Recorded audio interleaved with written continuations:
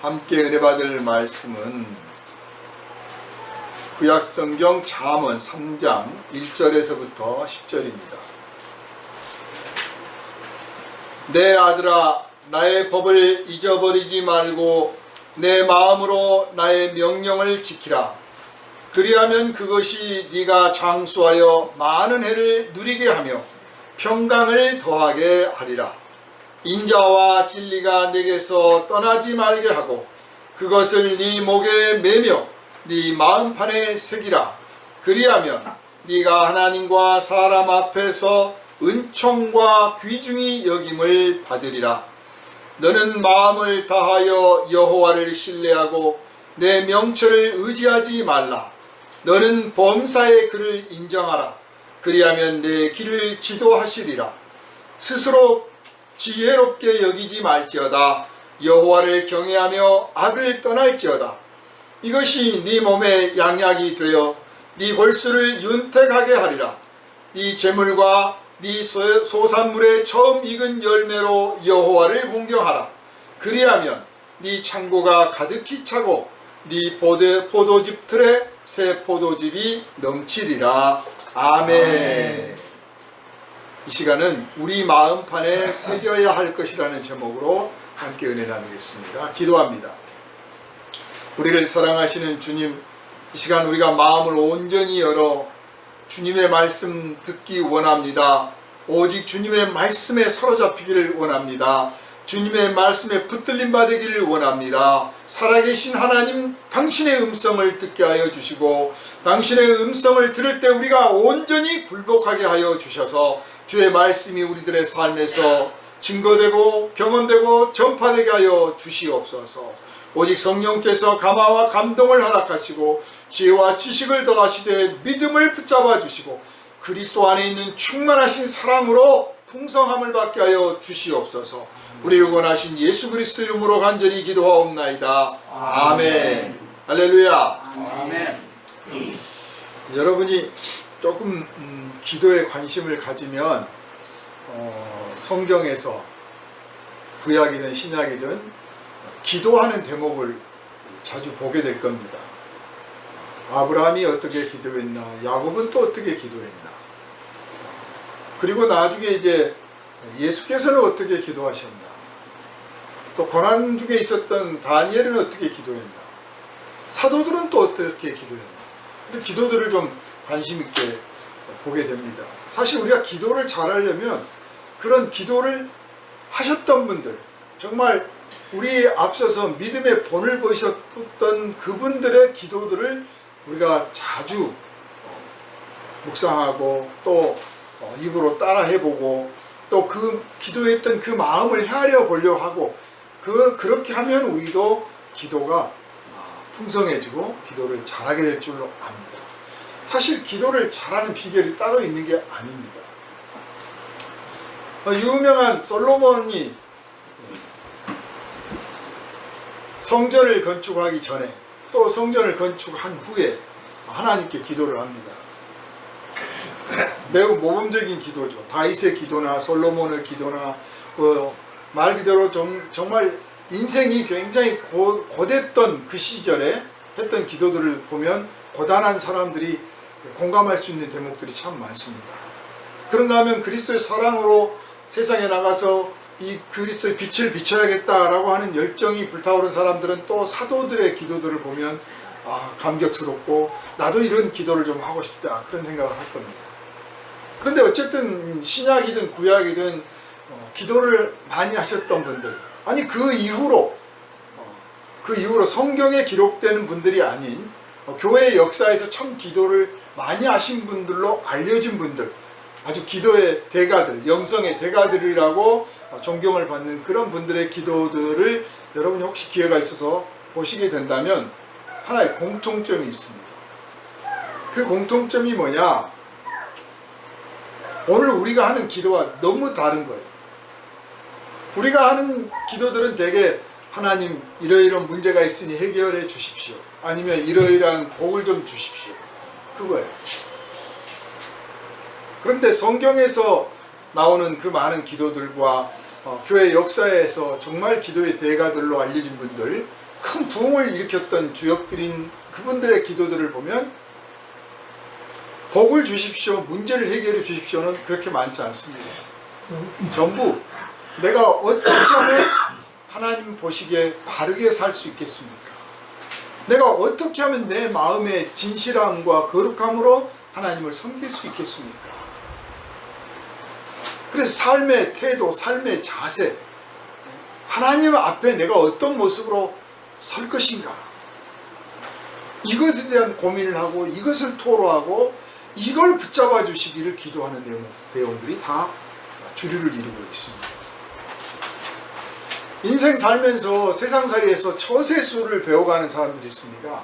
어떻게 처세할 것인가, 어떤 사람에게 어떻게 잘 보일 것인가, 어떻게 해야 사람들한테 호감을 이끌어내며 또 인정을 받는가, 칭찬을 받는가, 얕잡아 보지 않게 되는가, 이런 처세술에 관심을 많이 갖습니다. 그러다 보니까 하나님 앞에서 처세를 하려고 하는 것 같아요. 하나님 앞에서는 처세를 하는 게 아니에요. 진실한 모습 그대로를 비춰 보일 수 있어야 되고, 사실 감출 수도 없습니다. 그리고 진실한 모습이라고 해서 잘못되고 부패하고 교만하고 추악한 모습을 그거를 보여드리면서 나는 이거밖에 안 됩니다, 나 원래 이런 놈이요, 이렇게 뻔뻔하게 하라는 게 아니고, 그러한 자신의 모습을 하나님이 내려다보실 것을 생각하면서 부끄러워하면서 회개하면서 진심으로 하나님 앞에 새롭게 변화받기를 간구하는 그런 심령이 되어야 된다 하는 거예요. 오늘 잠언의 말씀 우리가 함께 나눌 때 제가 제목을 우리 마음판에 새겨야 할 것이라고 했습니다. 이게 이제 본문에 나와 있는 말씀이죠. 너희 마음판에 새겨라, 심령 골수에 새겨라, 하나님의 말씀을 새겨라. 너는 좀 내가 한 말을 좀 귀에 새겨 들어라 그러잖아요. 말 안 듣는 사람들한테 좀 제발 새겨 들어라. 귀에 새겨 듣는 게 아니라 마음판에 새겨 들어라. 마음판에 새겨 두면 늘 꺼내서 읽어보는 거죠. 내 마음에 그 글이 새겨져 있으면 늘 꺼내서 읽어보고 늘 비춰보는 거죠. 그러나 하나님의 말씀이 마음판에 새겨져 있지 않으면 늘 꺼내볼 것도 없고 비춰볼 것도 없어요. 그래서 예배 시간에 아멘도 하고 감동받았다, 은혜 받았다 하지만 마음판에 새겨두지 않으면 그 예배당 나가면서 잊어먹고, 하루쯤 지나면 잊어먹고, 한 3일 지나면 내가 언제 그랬느냐 하는 듯이 다시 원점으로 돌아가 버린단 말이에요. 그러므로 하나님의 말씀을 많이 듣는 것도 필요하겠지만, 하나님의 말씀을 들을 때 마음판에 새겨 들을 줄 아는 정말 복된 믿음 가지시기를 주님의 이름으로 부탁을 드립니다. 마음판에 새겨두면 그 말씀이 나를 가르쳐요. 마음판에 새겨두지 않으면 내가 나를 가르치거나 세상이 나를 가르칩니다. 하나님이 나를 가르치시는 그 가르침을 따라가야 실패가 없고 실수가 없고 하나님 보시기에 아름다운 거룩한 길을 갈 수가 있어요. 그러나 내가 나를 가르치거나 세상이 가르치거나 마귀가 가르치는 말에 이리 쏠리고 저리 쏠리고 여기 귀 기울이고 저기 귀 기울이고 해서 따라가다 보면 하나님과는 멀어지고 세상의 탐욕에 빠져들고 교만하고 방탕해지고 남은 거 하나도 없어. 그래서 매년 12월 31일 날 똑같은 기도를 합니다.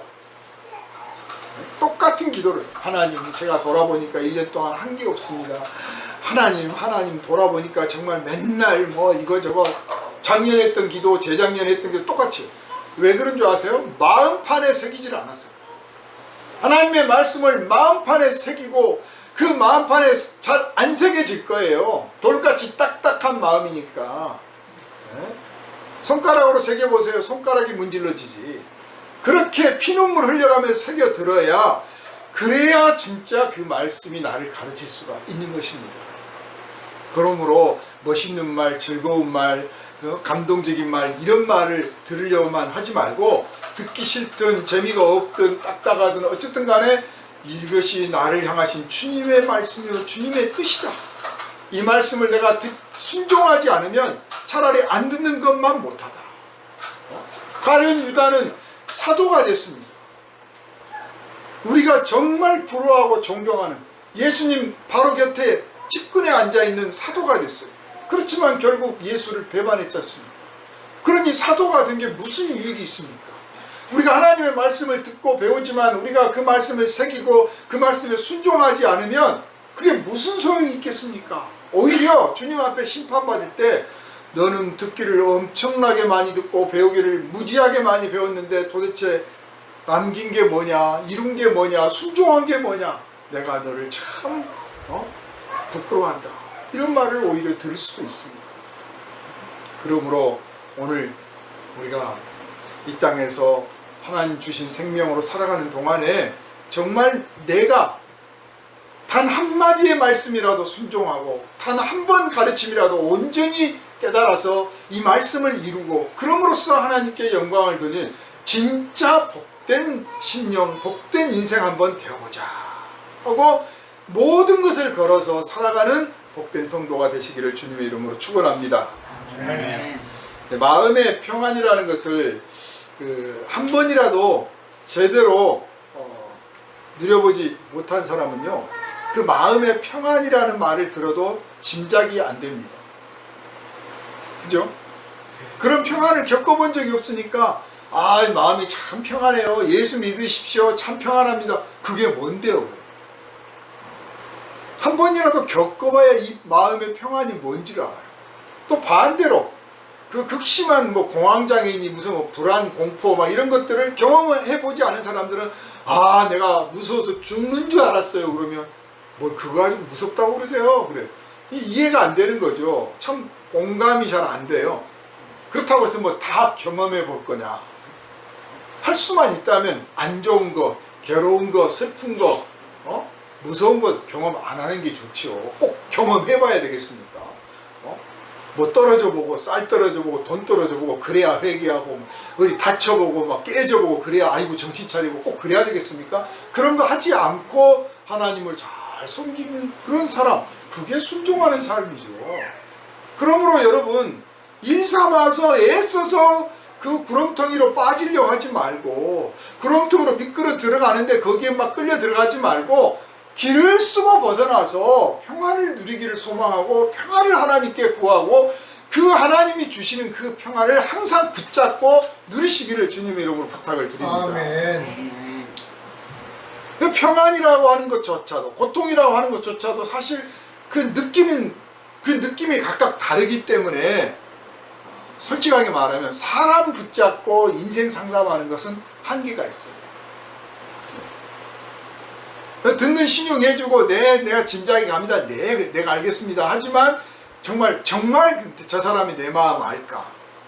사실 모른단 말이에요. 그러나 그냥 내가 당신 이해합니다, 짐작합니다, 아유 막 걱정이 많으셨군요, 막 이럴 때 그래 내 말이라도 좀 받아주고 내가 이렇게 슬프다고 하니까 아프다고 하니까 들어는 주는구나, 그래서 고맙구나 이러는 거지. 정말 마음이 이렇게 딱 통하는 게 쉽지 않은 일이에요. 부부도 마찬가지고 부모 형제 마찬가지예요. 친구라고 아주 단짝인 친구라고 해도 사실 또 그렇게 쉽지 않아요. 그러니까 인생의 정말 깊은 고민과 깊은 슬픔과 아픔과 애로움과 이런 것들은 인생에게 하소연하는 게 한계가 있다. 그래서 우리가 하나님을 찾는 거예요.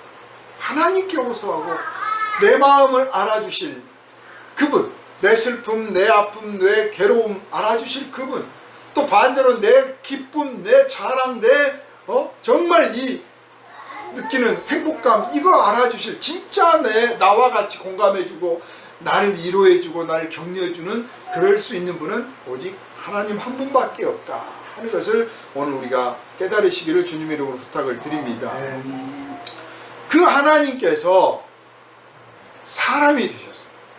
그 하나님께서 사람의 아들로 태어나셔서, 그래서 우리가 이럴 수 있잖아요. 하나님 저 무지하게 아프거든요. 그런데 하나님은 이런 아픔 모르시죠? 왜냐? 하나님이시니까. 저도 가끔 그럴 때 있어요. 하나님이 돈 걱정을 합니까? 쌀 걱정을 합니까? 어디 아프다고 걱정을 합니까? 걱정할 일 없잖아요. 그러니까 하나님 편해서 좋으시겠어요? 정말 그래요. 그런데 그 하나님이 사람이 되셨어요. 말 그대로 태어났기 때문에 젖도 먹어야 되고 병치료도 해야 되고 어려서부터 보호를 받고 감싸줘야 되고 먹여야 되고 입혀야 되고 하는 그런 것부터 시작해서 우리가 인생에 살면서 겪을 수 있는 모든 것들을 다 겪어보셨을 뿐만 아니라 사실 우리가 겪어보지 못하는 십자가, 저주받은 십자가의 죽음까지 경험을 하셨습니다. 이렇게 하나님의 아들이 사람이 되셔서 우리가 똑같은 고난을 받고 죄가 없으신 분이 죄를 감당하시고 십자가를 지시기까지 고난을 받으셨기 때문에 죽음도 맛보셨기 때문에 이제 우리가 아파요, 슬퍼요, 외로워요, 무서워요, 괴로워요, 두렵습니다, 어쩌면 좋습니까 하고 하소연을 할 때 내가 그 마음 안다, 나도 다 겪어봤다 하고 우리를 위로해 주실 수가 있고, 또 사람이셨기 때문에 사람들과 어울리며 같이 웃기도 하고 즐거워하기도 하고 춤도 추고 같이 행복감을 누려보셨기 때문에 하나님 정말 오늘 기분 좋거든요, 제가 너무 오늘 행복하거든요, 너무 자랑스럽습니다 막 하고 할 때 야 교만하다, 싸가지 없다 이러지 아니하시고 그래 너 즐겁겠구나, 너 기쁘겠구나, 너 자랑스럽지, 그래 나도 자랑스럽다 하고 우리와 같이 기뻐해 주실 수 있다. 그런 하나님이 우리 하나님이세요. 우리 주님이세요. 그러므로 여러분 삶의 모든 문제, 슬픔, 기쁨, 자랑 가리지 말고 주님과 의논하고 주님과 나누고 주님에게 맡기고 주님께 배우시기를 주님의 이름으로 부탁을 드립니다. 자, 그 가운데서 이제 우리가 마음의 고통에 대해서 한번 좀 생각해 봅니다. 마음의 고통이 도대체 어디서 올까요? 여러분이 마음이 아파 라고 표현을 해본 적이 혹시 있을지 모르겠어요. 나는 그 소식을 들었을 때 마음이 아팠어. 나는 네가 그 말을 했을 때 마음이 아팠어. 나는 어째서 마음이 아팠어. 이렇게 마음이 아픈 사람들 있잖아요. 뭐 자주 많이 아픈 거 사실 좋지 않죠. 마음 건강에도 안 좋고 몸 건강에도 안 좋습니다. 실제로 마음이 아프면 몸도 아픕니다. 몸이 기분이 좋으면 마음도 기분이 좋아요. 몸과 마음은 분리가 안 돼요. 그러니까 마음이 아프지 않도록 해야 돼요. 그러나 어쩔 수 없이 마음이 아프죠. 살아있는 동안에 이래저래 내가 원하지는 않지만 겪어야 되는 일들이 있어요. 또 겪을 수밖에 없는 일뿐만 아니라 나도 모르게 원하지 않았는데 갑자기 겪게 되는 일들이 있어요. 뭐 배신도 당할 수 있고요. 그럴 때 뭐 마음이 아프잖아요. 그 마음이 아픈데 어디서부터 그 고통이 오느냐. 아, 내 마음이 아파. 그 마음 아프다가 심장이 아프고 뭐 내장이 막 타는 것 같고 그래서 아, 내 마음이 아프구나를 몸이 알려줘요. 반응을 하죠. 네? 부절양장이라고 하지 않습니까? 양의 새끼를 데려갔더니 양 어미가 죽었다. 그래서 양의 배를 갈라보니까 양의 창자가 9토막이 나있더라. 자기 새끼 데려가니까 그거를 보고 마음이 아파서 창자가 끊어지더라. 그러니까 몸이 아프면 마음도 문제가 생기지만 마음이 아프면 당연히 몸이 아파. 그래서 왜 스트레스 많이 받아서 암 걸린다고 그러잖아요. 나름 일리가 있죠. 사실은 스트레스 때보다는 제가 볼 때는 환경적인 요인이 더 많아요. 뭐 개인별로 뭘 어떤 음식을 먹느냐 뭐 물 때문이다 이거보다는 대기 오염이나 공해나 뭐 이런 문제가 사실 더 우리에게 암을 일으키는 요소가 많을 텐데 뭐 그거는 누가 책임 안 지고 전부 개인의 신념 탓, 마음 관리 못한 탓이다 해서 스트레스를 억제하라는, 스트레스 내가 받고 싶어서 받습니까? 원하지 않는데 받잖아요. 자, 그럼 그 스트레스는 도대체 어디서 오는 거예요? 이 참 알 수도 없는 것들이 와가지고 어디서 오는지 모르는데 와가지고 마음을 짓누르고 무겁게 하고 괴롭게 합니다. 이런 우리에게 피할 길이 있고 열어서 탈출할 문이 있는데 그것이 바로 예수 그리스도를 믿는 믿음이라고 생각할 때 정말 우리가 예수 믿기를 참 잘했다. 예수님이 우리의 주님 되신 게 정말 감사할 일이다. 이렇게 고백을 드릴 수밖에 없습니다. 사람마다 인생에 그 아픈 부분들이 있듯이 삶의 무게를 조금씩 느낍니다. 살면서 인생의 무게를 느껴요. 나름 어느 정도 어느 정도 적당히 무게를 느낀 사람도 있는가 하면 아주 괴롭게 괴로워하면서 가는 사람도 있어요. 인생의 무게가 각각 다릅니다. 자, 그럼 왜 인생의 또 무게를 느낄까? 왜 똑같은 인생을 살아가는데 나는 못 살겠어, 너무 괴로워, 너무 무거워, 그런 사람이 있고, 나보다 더 훨씬 어려운 여건 속에서 더 힘든 상황 속에서도 좀 개의치 않고 살아가는 사람들이 있어요. 그걸 보면 또 내가 너무 엄살부리나 그런 느낌도 받을 수 있어요. 그런 여러분의 인생의 무게는 어떻습니까? 예수님은 십자가의 무게를 어떻게 느꼈을까? 예수님은 십자가를 지실 때 얼마나 그거 힘들어 하셨을까요? 우리는 주님이 지신 그 십자가를 보면서 나도 저런 십자가 질 수 있을까? 나는 못 질 것 같아. 다 그런 생각을 합니다. 왜냐? 내가 경험해 본 바로 나는 내가 느끼는 인생의 무게를 어느 정도까지는 한계점이라고 느끼는데 그 이상은 내가 못 질 것 같아 하는 거거든요. 그런데 주님이 우리를 도와주시지 않고 주님이 나와 함께 하시지 않고 너의 십자가 네가 지고 가라 그러면 아마 그 말이 맞을 거예요. 그런데 이미 십자가를 져 보신 그분이, 아니 우리를 위해서 십자가를 지금도 지고 있다고 보여지는 그분이, 많은 죄인들을 위해서 지금도 십자가를 지고 계시는 거예요.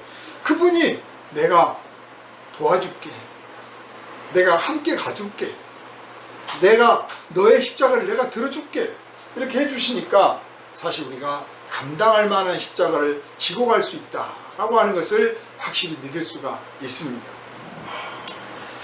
왜 이렇게 무겁냐 그러면요, 사실 사랑을 받지 못해서, 사랑하지 못해서가 가장 큰 요인입니다.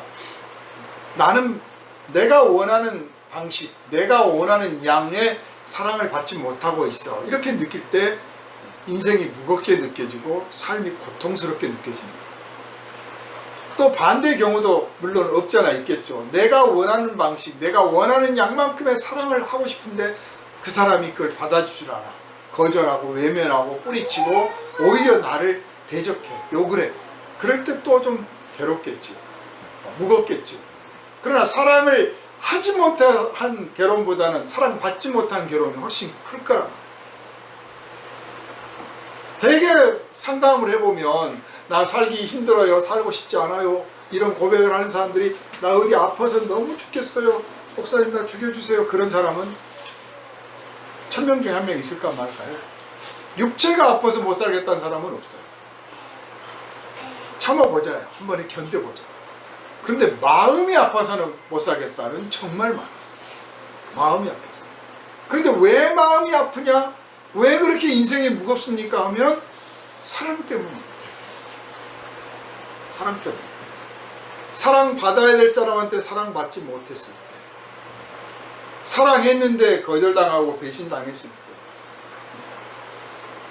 당연히 나를 사랑할 줄로 믿고 있었는데 그러지 않았을 때, 내가 사랑했는데 돌아오는 게 사랑 아닌 배신이었을 때, 그럴 때 이제 마음이 괴롭습니다. 그러다 보니까 이제 마음이 자기가 생각할 때는 자기가 합당해요. 내가 그럴 수밖에 없다라고 생각을 하는데 어느 틈엔가 마음이 비뚤어져 있어요. 마음이 기울어져 있어요. 그래서 어떤 사람은 사람을 만날 때, 또 특히 가까운 사람, 남편이든 아내든 친구든 이렇게 만나서 어떻게 하면 저 사람을 미워할까 하고 미워할 조건을 찾고 있는 사람이 있어요. 어떤 사람은 사랑할까, 어떻게 하면 사랑할까, 저 사람은 어떤 점을 참 칭찬해 줄까 하고 사랑할 조건을 찾는 사람도 있는가 하면 그런 사람은 많지 않고, 대개가 어떻게 하면 저놈의 약점을 잡아낼까, 문제점을 찾아낼까, 저 말꼬투리를 어떻게 잡을까, 그걸 의식으로 생각하고 있는 게 아니라 무의식적으로 그렇게 하고 있다. 무의식적으로. 그래서 A라고 한마디만 하면 B, C, D까지 나오는 거예요. 그냥 작은 손가락 하나 움직였는데 온 몸을 다 움직인 것처럼 평가를 하는 거예요. 너는 맨날 그러더라, 너는 하는 일이 그렇지, 너는 나한테 왜 그래, 항상 공격적이 됩니다. 그게 속에서 나는 사랑받고 싶어요. 나는 사랑을 받지 못했어요. 나는 사랑에 배신을 당했어요. 라고 하는 메시지예요.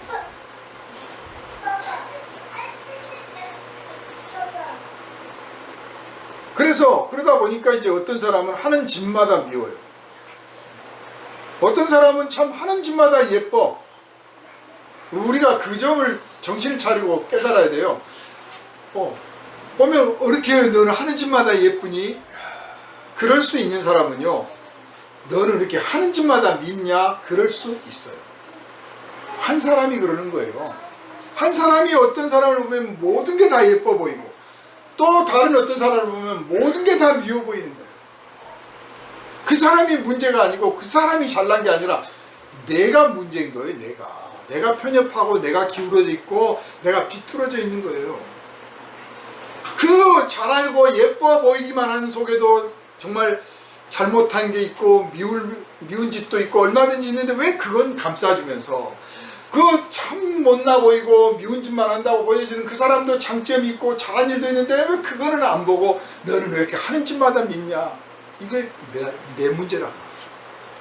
그래서 누가 막 사랑스러울 때 아니면 누가 정말 미울 때 정신을 차려야 됩니다. 내가 혹시 편협한 건 아닌가? 내가 비뚤어진 건 아닌가? 내가 너무 일방적인 잣대를 가지고 보고 있는 건 아닌가? 너무 감정적이진 아닌가?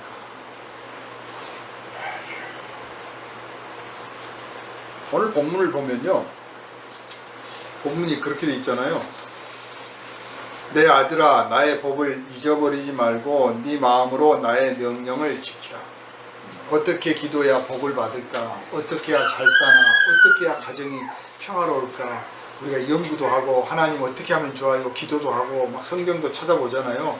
그런데 그런 방법을 찾으려 하지 말고 오늘 주님이 말씀하신 이 말씀을 딱 깨달아야 됩니다. 내 아들아, 나의 법을 잊어버리지 말고, 하나님의 법을 잊어버리지 말고 네 마음으로 나의 명령을 지키라. 하나님의 법을 마음에 새기고 지키면 내가 구하지 않아도 복이 와. 내가 따로 특별히 구하지 않아도 행복해지고 따로 특별히 구하지 않아도 가정이 평화로워지고 내가 하는 일들이 형통할 수밖에 없단 말이에요. 그게 하나님이 이미 약속하신 바예요.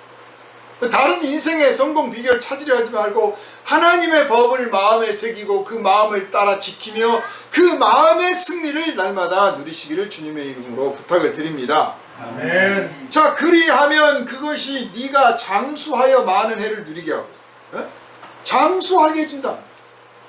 골골하면서 장수가 아니라 건강하게 오래 살게 해주며 평강을 더하게 하리라. 오래 살기는 살지만 골골하고 아프고 맨날 싸우면 무슨 소용이 있습니까? 평강을 더 건강하게 오래 살며 형통하며 이웃들과 웃음꽃을 피우면서 네가 오래 살도록 해줄 것이다. 자랑스러운 인생이 되게 해주리라. 네가 내 명령을, 내 가르치는 법을 네 마음에 새기고 지킨다면 그렇게 해줄 것이다. 이게 하나님의 보증수표가 있는 약속입니다. 그러므로 여러분이 다른 어떤 인생 성공 비결 찾으려 말고 어떤 의사의 조언이나 인생 철학자들의 깨달은 강의 들으려 하지 말고 하나님의 법을 마음에 새기는 것을 최우선을 하고 왜 이 말씀을 듣고 배우기는 하였으나 내가 마음에 아직도 새기지 못하고 있는가 하고 자책하고 애기하고 이것을 부끄럽게 여기고 그래서 부르짖어서 마음판에 하나님의 말씀이 새겨지는 날을 만들어내시길 주님의 이름으로 축원합니다. 아멘. 오늘 본문은 1절부터 10절까지 참 짧지만요 3가지 대목이 있습니다. 3파트로 나눠져 있어요. 아까 제가 처세술을 말씀드렸는데 처세술을 말하는 게 아니라 삶의 태도, 삶의 자세. 하나님은 우리에게 요구하시는 게 내가 어떤 기분인가, 내가 어떤 감정 상태인가를 원하지 않아요. 우리의 감정과 우리의 기분은 하루에도 몇 번씩 바뀌어요. 예배 시간에 앉아가지고 막 감동받았다가도 나가서 뭐가 좀 수틀리면 바로 기분 나쁜 게 우리의 감정이에요. 우리의 무드를 하나님이 바라시는 게 아니에요. 올바른 신앙, 건강한 신앙, 힘있는 신앙은 무드의 문제가 아니에요. 자세, 태도의 문제예요. 내가 하나님 앞에 어떤 자세인가, 어떤 태도인가, 내가 어떤 태도로 살아가고 있는가, 이게 중요한 거예요. 그래서 오늘 본문은 이 삶의 세 가지 태도, 세 가지 자세를 말씀하고 있어요. 그 첫 번째가 지금 1절부터 나오는 그거예요. 첫 번째가 내 이웃들에게 어떤 태도로 대할 건가, 내가 내 이웃들에게 어떤 자세로 살아갈 것인가. 두 번째는 내가 나 자신을 어떻게 대할 건가, 나를 대하는 태도를 어떻게 가질 건가, 나를 대하는 자세는 어때야 되는가. 세 번째가 하나님을 대하는 태도를 어떻게 할 것인가, 하나님을 어떻게 대할 것인가. 이거 진실로 이 말씀을 깊이 생각하면 두렵기 짝이 없어요. 정말 이 말씀을 하신 하나님께서 내려다보신다, 지켜보신다고 생각할 때 내가 정말 듣고 배우기는 참 많이 배웠는데 내 이웃들을 대하는 태도가 이 한마디로 말해서 아주 형편없구나. 그동안 형편없었구나. 하나님이 딱 지켜 내려다보고 계시고 내 마음을 다 들여다보고 계시는데 내가 나를 대하는 태도가 아주 웃기기 짝이 없었구나. 내가 무슨 대단한 존재인 것처럼 나를 대접했었구나. 하나님이 빤히 내려다보시는데 하나님을 섬기는 태도, 하나님을 섬기는 자세, 여러분 솔직하게 우리가 정말 하나님께 기도한다, 하나님께 예배한다, 하나님께 봉사한다, 하나님께 뭘 드린다 할 때 그게 최우선입니까? 가장 귀한 것, 가장 아름다운 것, 가장 강하고 고귀한 것을 하나님께 드리려고 합니까? 아니면 하다 남은 거, 쓸데없는 것들 갖다가 하나님께 드립니다. 나에게 하루의 시간이 주어졌다면, 일주일의 시간이 주어졌다면 그 하루 주어진 시간을 내가 살아왔으니까 일주일 앞으로 어떻게 살까 모르는 바가 아니잖아요. 여태 살아왔으니까 오늘 또 어떻게 살 것인가 내가 알잖아요. 그러면 당연히 그 하루에 가장 중요한, 가장 힘있는 시간에 내가 하나님께 기도하고 찬양하리라고 하나님을 섬기는 그런 마음의 준비가 우리한테 있었느냐? 우리는 없어요. 다 쓰고 남을 때, 지쳐가지고 허덕일 때, 그때야 겨우 기도나 할까? 할 일도 없는데 기도나 할까? 잠도 안 하는데 성경 찍고 올까? 헌금을 해도 하나님 은혜를 주셔서 복을 주셔서 감사합니다. 이건 하나님 몫입니다. 이건 뭐 이렇게 나누고 먼저 떼는 게 아니라 차차차 헌금해야 되는데 헌금 어디서, 돈 어디서, 이러지 않습니까? 우리는 항상 쓰다 남은 거, 하나님을 경외한다고 하면서도 실제로는 제일 마지막 순위예요. 누구를 만난다면 예수님 만나야지. 하나님 만난다가 1순위 돼야 되는데 예배가 1순위인데 이건 제일 마지막 순위. 다 만날 사람 다 만나고 친구들 다 할 거 다 하고 그리고 하나님께 예배해야 한다. 이게 우리들의 신앙의 현주소입니다. 그래서 하나님께서 우리들의 마음판에 좀 새겨라 있습니다. 오늘 본문의 말씀은 그 가운데 첫째로 인자와 진리를 마음판에 새겨라고 첫 번째 말씀을 주셨어요. 사람들과의 관계 속에서 마음 안에서 인자가 있어야 돼요. 인자함이 있어요. 누구에게 인자함을 강요하는 사람이 있어요. 당신은 왜 인자하지 못합니까? 누구에게 인자함을 강요할 게 아니라 자기가 인자해야 돼. 자기가 인자해야 돼.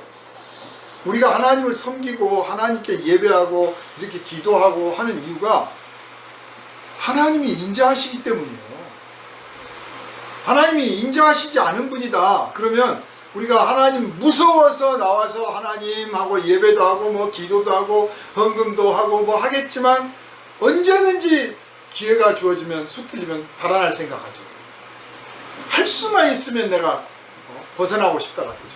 그러나 하나님이 인자하시기 때문에,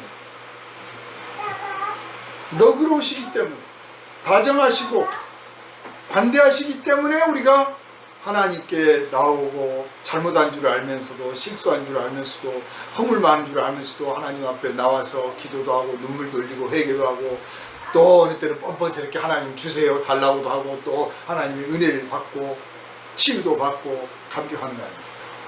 하나님이 인자하시기 때문에. 그래서 하나님을 닮은 사람이라면, 하나님의 백성이요 그리스도의 제자라면 당연히 인자해야 돼요. 인자해. 그런데 꼭 세계적인 그 정치 역사에서 말썽을 일으켰던 문제아들, 또 사회에서 무슨 뭐 큰 지탄을 받게 되는 살인마들, 뭐 이런 사람들이 마지막에 꼭 변명합니다. 그게 때문은 아닌데 사실은 모든 책임을 거기다가 딱 지어요. 언제부터 그러느냐, 왜 그랬느냐, 왜 이렇게 사회를 삐딱하게 보느냐, 뭐 어쩌고 하면, 내가 어렸을 때 교회를 갔는데 교회가 뭐 어쩌고, 뭐 목사님이 어쩌고, 신부님이 어쩌고, 나를 뭐 뺨을 때렸고 어쩌고, 그래서 내가 그때부터 일을 알았다. 거기다 다 뒤집어 씌워요. 자기 잘못을.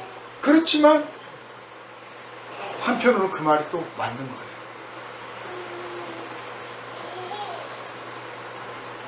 교회 성도들이 줄어들고 있습니다. 교회가 부흥이 안 됩니다. 유럽 교회 문 닫고 있습니다. 미국 교회도 뭐 쇠퇴하고 있고, 뭐 이런 말들이 왜 나오느냐? 뭐 과학이 발달해서, 문명이 발달해서, 이단 사이비가 많아서 어쩌고 저쩌고 많은데, 가장 큰 이유가 사랑이 없어서라는 거예요. 교회를 갔는데 사랑이 없더라. 아니 무슨 사랑이 없어. 우리가 고아원도 돕고 뭐 양로도 돕고 이것도 만들고 저것도 만들고 예배당도 크게 짓고 막 찬송가도 부르고 얼마나 퍼포먼스 많이 하는데 왜 사랑 없다고 그래요. 우리가 얼마나 친절한데. 친절하긴 한데 인자함이 없어. 인자함이 없어. 인자하지 않으면 아무 소용없어요. 인간관계에서도 사람과 사람을 사귈 때 인자한 사람은요, 인자한 사람이 산골에 살아 산골짜기 찾아갑니다. 사람이 좋으면 산골짜기가 있어 찾아가요. 갈 때마다 인자하게 대해주고 다정하게 대해주고 따뜻하게 품어줘봐요. 설악동 꼴짝이 있어도 찾아간다니까요. 그런데 냉철하게 냉혹하게 대하잖아요. 그러면 정말 아쉬울 때, 꼭 필요할 때, 어쩔 수 없을 때만 찾아가는 거예요. 그래서 우리 마음에 인자함이 철철 넘치기를 소망해야 됩니다. 집사님은 얼굴만 봐도 내가 행복해요 라고 말이 나올 만큼 내 얼굴에서 인자한 빛이 들어야 돼요. 참 잘생겼네요가 아니라 참 인자하게 생기셨네요 라는 말을 드려야 돼요. 우리 그리스도인들은 참 잘생기셨습니다. 어쩌면 피부가 그렇게 좋으세요. 어쩌면 그렇게 몸매가 좋으세요. 이게 아니라 어쩌면 그렇게 인자하게 생기셨어요. 그 인자함은 얼굴이 못생겼든 뚱뚱했든 피부가 까맣든 전혀 상관없이 가질 수 있는 거잖아요. 이게 처세로 따지면 최고의 처세술이에요. 최고의 처세술. 인자함을 마음판에 세워요. 그럼 인자함이라는 게 도대체 뭡니까? 뭐가 인자한 거예요? 어질인 자애로울 자. 뭐가 어질고 뭐가 자애로운 겁니까? 아까 제가 마음의 고통, 인생의 짐, 무거운 짐에 대해서 말씀드렸는데, 타인의 고통, 타인의 인생의 무게를 이해해 주는 것, 받아주는 것, 짐작해 주는 것, 같이 느껴줄 수 있으면 최고고요. 그렇게 해주는 것, 그게 인자. 타인의 고통을 헤아리는 것이 인자. 우리는 똑똑한 사람을 너무 추구하다 보니까, 특히 이 한국 사회가 서울대 하면서 전부 똑똑한 것만 추구하다 보니까 타인을 헤아리지. 아니, 헤아리긴 헤아리되 어떻게 하면 저 약점을 찾아서 이용할 건가, 어떻게 하면 기회를 엿볼 건가.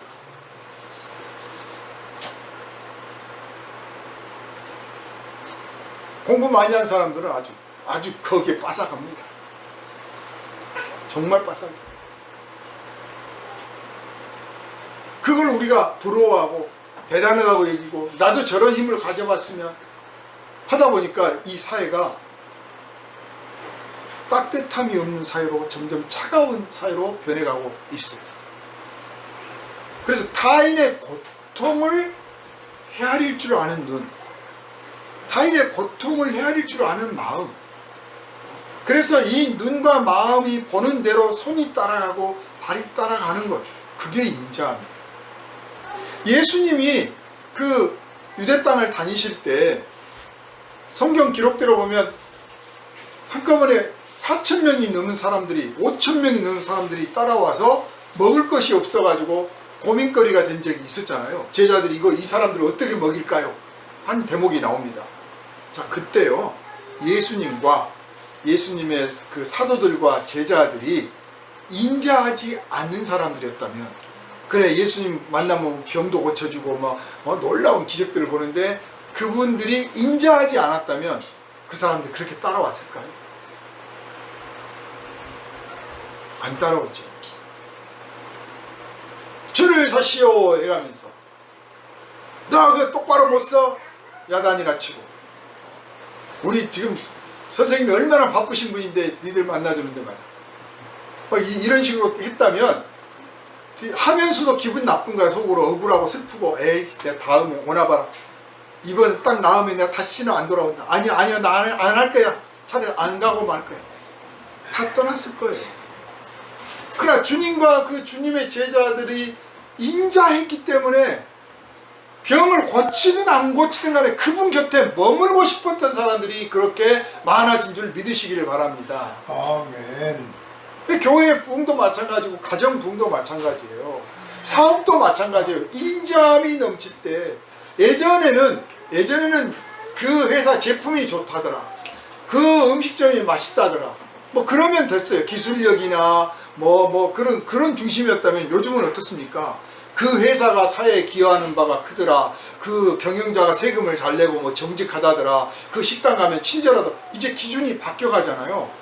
이제 제대로 보이기 시작한 거예요.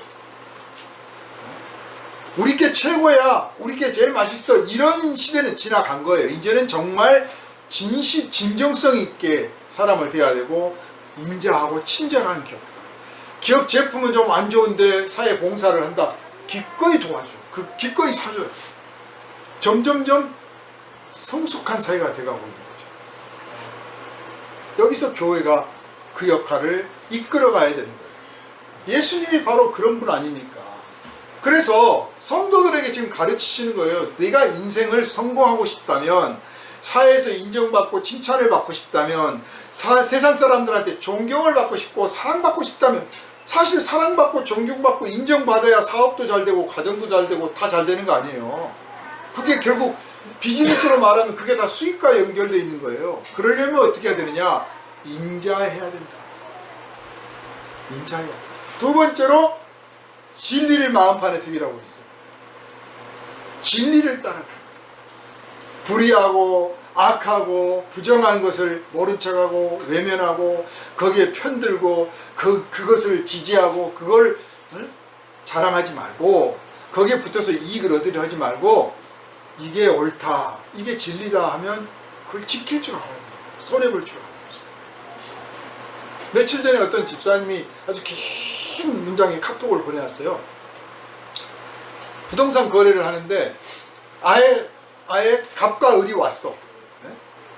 갑과 을이 임대할 분하고 임차할 분이 와가지고 전세 계약을 하기로 왔는데, 이제 이거 계약서만 써달라고 온 거예요. 그럼 어쨌든 계약서 써주면 수수료를 좀 받잖아요. 요즘 부동산 경기가 아주 안 좋습니다. 그래서 부동산마다 다 손가락 빨고 앉아있어요.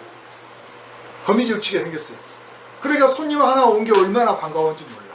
그런데 어디 아파트 몇 평짜리 아파트 딱 보니까, 근데 거기 시세가 얼마인 줄 알아.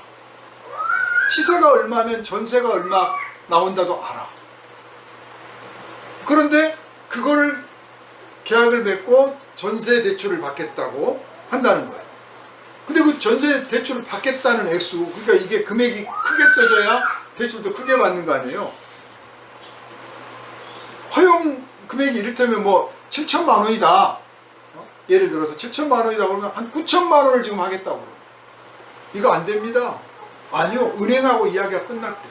아니 어떻게 이야기했는데 내가 바꿔줄게. 직접 그 자리에서 은행에 전화를 걸어가지고 담당자를 바꿔준 거예요. 아 그거 하기로 했습니다. 아니 실제 그 실가가 이렇게 안 되는데 어떻게 할 수 있습니까? 그러니까 아 탁상 감정을 했습니다.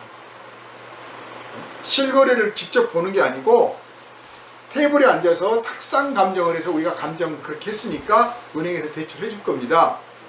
걱정 마시고 하십시오. 그래서 썼어 계약서. 쓰고 이제 집에 돌아와서 잠이 안 온 겁니다. 이건 틀림없이 사고가 나야 돼. 틀림없이 나야 돼. 그렇잖아요. 내가 갚을 거보다 빚이 더 커. 그럼 문제가 생기게 돼 있잖아요.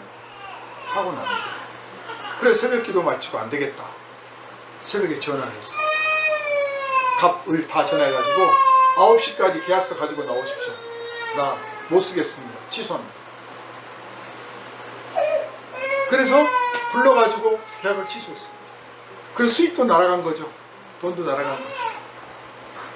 그런데 내가 이게 분명 문제가 있을 줄 뻔히 알면서 내가 왜 이걸 썼을까? 요즘 경기가 어렵다고 그 수수료 몇 푼 받으려고 이런 게 아니야. 거기까지는 너무 오버한 거 아니야? 너무 뭐 과도하게 반응한 거 아닌가 할 수 있어요. 그런데 그 다음날 그 전세 계약서를 쓴 사람의 부인이 찾아왔어요. 찾아와가지고 우리 남편이 여기서 뭐 계약을 해가지고 뭐 전세 대출 받는다는데 어떻게 된 거예요? 실은 이렇게 해서 금액을 얼마짜리를 써가지고 내가 취소했습니다. 고맙습니다. 큰일 날 뻔했습니다. 왜 전세 사기라는 게 있잖아요. 전세 사기. 전세 사기가 그렇게 하는 거야. 전세 사기. 그러니까 전세 다 뻔히 알고 정식 합법적으로 계약을 해서 딱 되는 거예요. 그렇지만 못 갚어. 안 갚어. 애초부터 전세돈 빼줄 의향이 없는 거예요.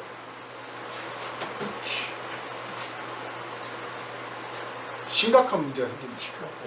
그래서 참 올곧게 살았다는 게 손해를 보면서 감수해 가면서 뭐 이렇게 말이 많냐, 뭐 이렇게 하느냐, 너만 이렇게 잘났냐, 별소리 다 들어가면서 이걸 지킨다는 거. 그게 내가 이 부동산 법을 지킨 걸 넘어서서 이 다음에 벌어질, 그래서 진짜 피해를 누가 입게 될 것인가. 건물주는 안 입어요. 항상 새 들어간 사람이 피해를 입게 돼 있죠. 대개 그런 경우가 바지 사장이래요. 실제 건물주가 아니고 다른 사람 이름으로 건물주가 나타나서 그 사람이 계약하고 그 사람 사라지는 거예요. 얼마나 잘했는지 모릅니다. 감사한지 모릅니다. 정말 용기를 주신 하나님께 감사합니다. 이렇게 또 장문의 카톡이 왔습니다. 사실 우리가 인생 살면서 수없이 많은 타협을 받을 유혹들을 겪습니다. 그럴 때 우리 자신을 돌아보십시오. 얼마나 쉽게 타협하는지, 얼마나 쉽게 하나님과의 의리를 저버리고 하나님과의 약속을 저버리는지, 하나님의 가르침을 얼마나 쉽게 무시하고 있는지 우리 자신을 돌아보면 알아요. 그러면서도 하나님 저 지켜주세요, 보호해주세요. 인자와 진리를 마음판에 새겨야 됩니다. 그럴 수 있을 때 진짜 타인의 고통도 헤아리게 되고 타인의 슬픔도 헤아리게 되고 타인의 인생 무게를 같이 도와줄 수가 있어요. 인자와 진리가 없으면 껍질밖에 안 되는 거예요. 형식밖에 안 돼요. 두 번째로 우리 자신을 한번 생각해 봅시다. 오늘 본문을 보면 너는 마음을 다하여 여호와를 신뢰하고 내 명철을 의지하지 마라. 하나님 믿으세요, 하나님을 의지하세요 하니까 그냥 하나님 믿습니다 하면서도 실제로는 자기가 내가 믿으니까 이래, 내가 이만큼 하면 얼마나 잘하는 건데 자기를 의지하는 게 많아. 자기를 자랑하는 게 많아. 그런데 알고 보면 잘못한 사람도 나오고 실수한 사람도 나고 배신한 사람도 나고 거짓말한 사람도 나고 도둑질한 사람도 나고 의심하는 사람도 나예요. 알고 보면. 그러니까 너는 마음을 다하여 여호와를 신뢰하란 말은 너를 신뢰하지 말고 하나님을 신뢰하고 내 명철을 의지하지 말라. 네가 뭘 배웠으면 얼마나 많이 배웠다고. 오늘 우리 한국 사회가 서울대 나왔다고 뻐기는 사람들이 장악을 해가지고 자기 명철을 의지하니까 제멋대로 해요. 하나님을 두려워할 줄 알아야 돼. 내가 뭘 얼마나 배웠습니까? 내가 배웠다고 해봤자 뭘 얼마나 알겠습니까? 하고 하나님을 두려워하고 하나님을 의지하고 그런 겸손함이 있으면 서로 가르쳐주고 서로 도와서 좋은 사회 만들어 가는데, 내가 이만큼 배웠으면 됐고 뭐 내가 다른 나라는 모르겠고 우리나라에서는 내가 최고야 이렇게 딱 뻐기기 시작하면 아무 말도 안 들어요. 그럼 사회가 자기 멋대로 가버리는 거야. 인생 망가지는 거예요. 어떤 사람이 고독한 사람입니까? 자기 명철을 의지하는 사람이 고독해요.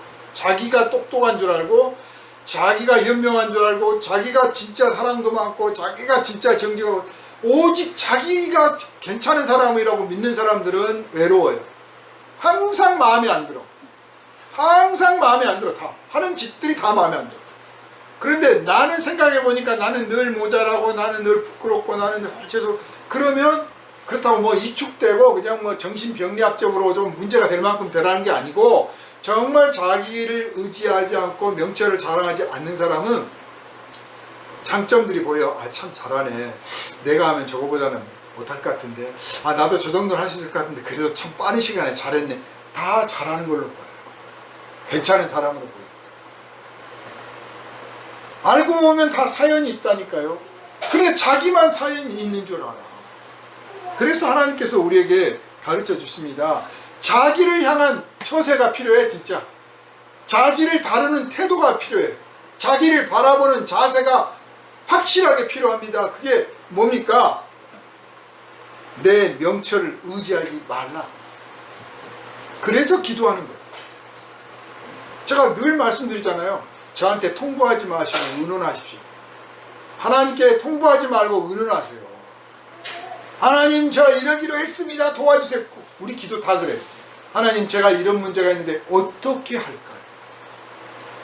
어떻게 해야 옳겠습니까? 어떻게 해야 바릅니까? 어떻게 해야 지혜롭습니까? 먼저 의논할 마음의 준비가 된 다음에 그 다음에 주님, 제가 고민 끝에 의논 끝에 이렇게 결심하고 이렇게 작정을 했습니다. 하나님 인도해 주십시오. 제가 혹시 잘못된 거라면 주님 깨우쳐 주시고 바로잡아 주십시오. 이래야 되는데, 하나님 제가 오늘부터 이렇게 하기로 했거든요. 심지어는요, 오늘부터 제가 금식 기도합니다. 오늘부터 제가 새벽 기도합니다. 하나님 도와주세요. 자기가 작정해. 그래서 왜 안 도와주냐고 따져요. 인생 사는 버릇이 그렇게 든 사람이에요. 자기 자신한테도 그러는 거예요. 누구한테도 마찬가지예요. 통보식이야. 나 이렇게 하기로 했어. 이렇게 합니다. 해야 됩니다. 의논하는 법이 없어요. 그러니까 경영이 성립이 안 돼. 잠언 말씀에 의논이 있으면 경영이 성립하는 이라고 있어요. 우리의 가장 좋은 훌륭한 의논 대상자이신 주님이 계시잖아요. 성령님이 계시잖아요. 성령님과 의논하면 정말 좋은 경영이 성립할 텐데, 의논을 않고 자기 혼자 결정하고 도와주십시오 기도해. 그래서 나 기도했는데 왜 안 도와주시는지 몰라. 좋은 습관이 아닙니다. 그게 바로 내 명철을 의지하고 있는 태도예요. 이거 버리실 줄을 알아야 됩니다. 아멘. 너는 범사의 그를 인정하라. 그리하면 내 길을 지도하시리라. 내가 보기에 좀 부당하고 내가 보기에 좀 삐뚤어져 있고 내가 보기에 너무 느리고 그럴지라도 주님께서 인도하시는 중이야. 한마디 딱 먼저 꺼내면 마음이 좀 딱 내려가요. 내 마음에 안 드는데 범사에 하나님이 하시는 중이야 라고 한마디만 꺼내도 벌써 내 마음이 딱 정돈이 되고 지혜가 생겨요. 그런데 도대체 왜 이렇게 안 되는 거야? 왜 저 사람 내 말 안 듣는 거야? 하고 막 짜증부터 내면